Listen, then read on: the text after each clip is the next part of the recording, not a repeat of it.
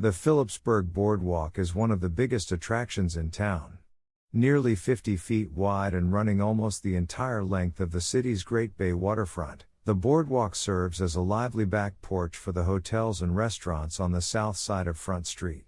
You'll find strollers, skaters, and even Segway tours cruising along the half-mile-plus ribbon of concrete. Within sight of the cruise ship dock, the boardwalk is a great place to grab an inexpensive cold Carib or Heineken from one of the many beach bars and linger while street musicians perform, or duck inside one of the many restaurants lining the strip for some local Dutch/Indonesian influenced cuisine or just a burger or hot dog. Other attractions include a sun-drenched Catholic church that looks out over the bay, an arcade with pinball and video games, and a beachfront playground. Speaking of the beach, you can rent beach chairs, an umbrella, and buy a half dozen beers for about $20.